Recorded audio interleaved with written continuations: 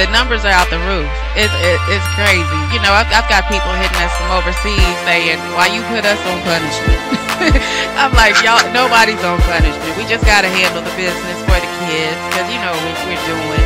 So I'm not going to even say trying to do because this thing is done.